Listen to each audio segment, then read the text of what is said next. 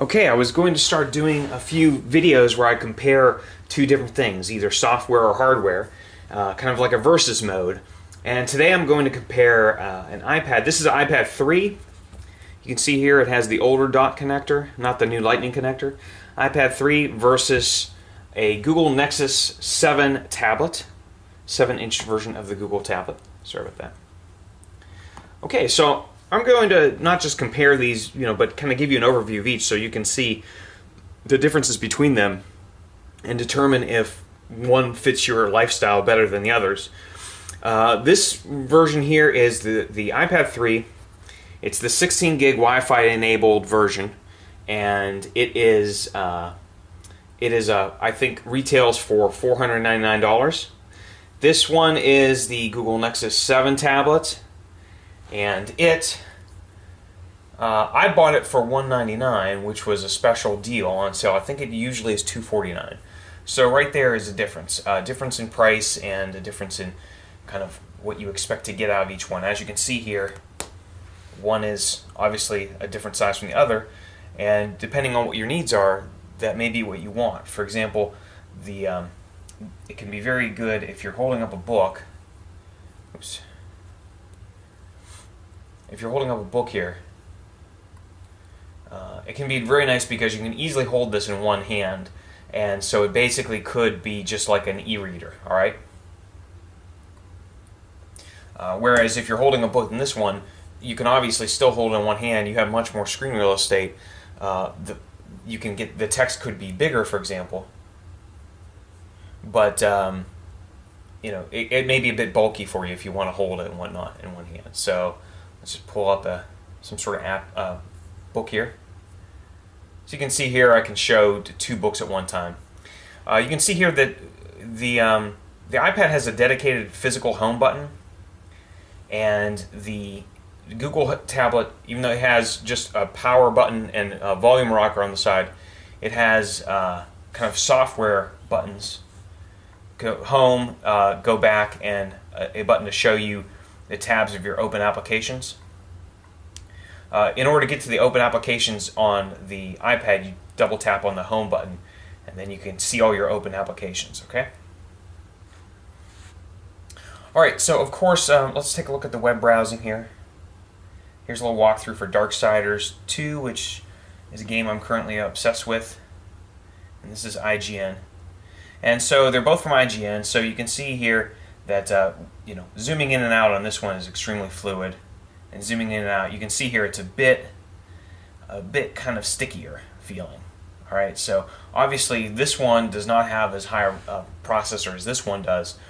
It's just not as fast. It's just, as I've been using it, it's just no comparison. Once you use both of these on a daily basis, you'll see that the iPad is significantly faster than the Google Nexus tablet on a day-to-day thing. But for that being said, for the price range, for this being so cheap compared to this, if you're on a budget and you want to get a tablet and you want to do just basic stuff, some web browsing, watch some YouTube videos, for example, kind of do some life organization with your Google Calendar and stuff, then this is not a bad deal if you're on a very, very tight budget and stuff. This is more like the luxury car, and this is like the compact car.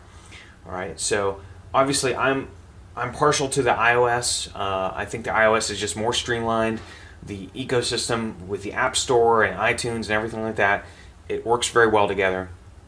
Google, of course, has its own App Store, its Google Play Store, and it has its own kind of music library and whatnot. But especially this App Store is not nearly up to the level of something like the Apple App Store, because, for example, even though this App Store has some of your larger games, like, for example, your Angry Birds and stuff like that, I have yet to see like a AAA game on the level of, for example, on the level of Infinity Blade, something like to that point. Like here's Raven Sword coming up here, and as you can see here,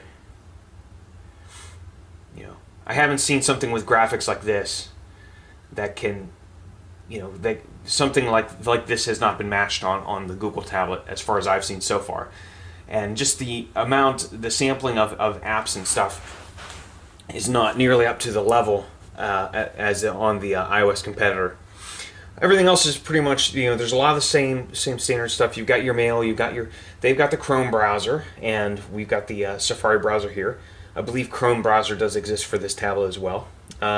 You can do a lot of similar stuff. You can see here the layouts are very, very similar, aka everyone else has stolen Apple's design. You can easily, as you can see here, I've created a gaming tablet section, and here I've got my game section. All right. So one strange thing I thought was weird. Okay, we can tap on this to bring up the listing of all of our apps here, and it doesn't look like this thing, the Google tablet, came with a dedicated Notes app like this thing has. All right, here's the Notes app, which I use constantly for all sorts of different things, and especially meetings, things like that. There's my contact list. They have a contact list as well. Settings are in there, but I just don't see anything. Correct me if I'm wrong here, folks, but it doesn't look like there's a dedicated Notes app. There's a Messenger app, but not an actual Notes app. I guess they want you to do everything on Google Plus or online on Google or something like that. I'm not a big user of Google Apps and things like that, so if you do run things on Google Apps, then and you live in the Google ecosystem, then obviously you'll get much more out of this. But other than that, I think it's kind of missing a few strange things, a few utilities and things like that. Okay, notifications pull down from the top. Oh, we're getting a little. I see we have a little guest star here, a guest appearance. And I was going to keep redoing these, but she's just going to keep getting in here, so we'll just let Hermione come in and let her come in and just take a look at the tablets with us. They both have notifications from the top. They both have voice assist as well. Of course, the iPad 3 has Siri. What was the score of the Fiesta Bowl? The Cardinal just barely lost to the Cowboys on January 2nd, 2012. The final score was 41-38. Okay. And this one has the Google voice search. What was the score of the Fiesta Bowl? Okay. I would say the difference is that the Google voice search is much faster in different tests I've run, but as you can see here, it doesn't really do anything. Like Siri actually tells you things, and Siri will actually, you could say things like, Siri, get me a dinner reservation. Siri, get me a plane ticket. Siri, find me directions to this. The Google Voice will just give you a web page, and then you have to go in and find it yourself. So as you can see here, it didn't just pop up a nice window that showed you, especially for sports scores and stuff like that, Siri will show you the entire score quarter by quarter without having you go through and drag through here and stuff, okay? All right, so I'd say that score that one for iOS overall. One thing that Google Nexus has that this one doesn't, which I kind of think is neat, although I'd probably end up turning it off anyway just to save battery life and stuff, is that it has this OpenGL background. They call it live tiles or whatever. So you can see you can have an animated background in the back, and which I don't know, it looks cool. It's just there to look cool, so it's just a cosmetic thing. So that's kind of like the basics of it. I would say, if you have the money to spare and you want something that's the best, you want something, where you're going to play some really awesome games and stuff like that, then I would go for the iOS. Let me just show you, let's do a little side-by-side comparison of an app. A truly awesome app here. Okay. So we have here, let's go to main menu. Okay. So we have my Touch Animator app, which is available for iOS and Android versions, and coming soon, hopefully, I'll have an iPhone version as well. So this is my animation app I've been telling you about, and so on the iPad here, you can see here, it moves extremely fast. Okay. It is super fast on the iPad. Okay. And the Android version is no slouch. Actually, it moves pretty good. Oops, I'm trying to tap it from the side here. You can see it's the same app. It runs. It has the exact same features as the iOS version. As you can see here, this little tiny tablet is chugging along, and it's moving. It's just moving slightly slower. So it just has more of a feel that the zoom moves pretty good, moves in and out. It just has more of a feel of it being just a little bit more, I wouldn't say sluggish, but just a little bit more stiff. Okay? But you can still do everything you can on the other version of the app. I've had people email me about the Android version of the app saying that this version of Touch Animator on Android is even running perfectly fine on really, really cheap, like $99 Android tablets, like really old Android tablets. So it runs really good on everything, and I'm pretty proud of the fact that Touch Animator is a pretty stable program overall. It doesn't really crash or do anything like that. It runs pretty smooth and everything.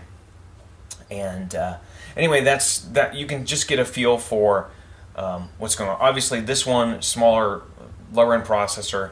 I don't know how much memory it has, but it's obviously it's just not capable of being as fast as this one. But obviously, the program runs extremely well on both platforms. So that will give you kind of an idea of what's going on what to expect from each platform. All right, so that's just a look at these two tablets. They're kind of, as much as they are similar, they're very different, and I guess it just depends on your needs and your wants. If you want the high end stuff, you want to spend a little bit more money, then definitely the iPad is it's probably my favorite device I've ever used is the iPad. And then if you want something that's a little bit like cheaper or something, and you just need something to for a kid or whatever, or if you're not really interested in playing the ultra high end games, then this is a fine little tablet. It's actually very, very nice.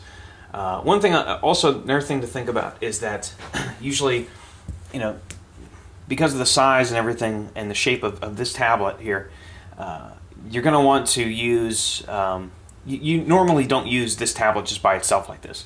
You usually have the iPad in some sort of case, and then you can move the case.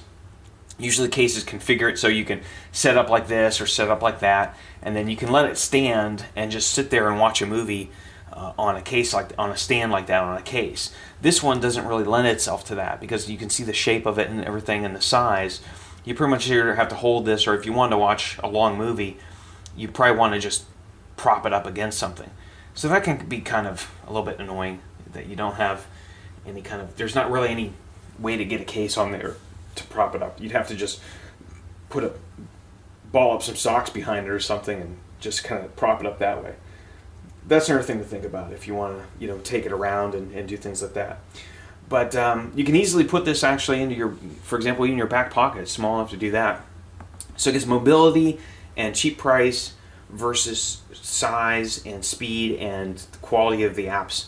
I guess that's going to inform what you do. They both have the basic same features. This one, of course, performs most of the features much better. Has more kind of ecosystem support. But I'm actually very impressed with this Nexus tablet for the price. Like I said, I got it a little bit cheaper. I got it for $199. For that, it's a fine price. I don't know if I'd pay any more than that, but it's pretty fine for that. If $499 is too much for you, I know money's tight these days. This is actually a pretty good replacement. Look, they almost fit just like that. All right, so I hope that helps you make a decision.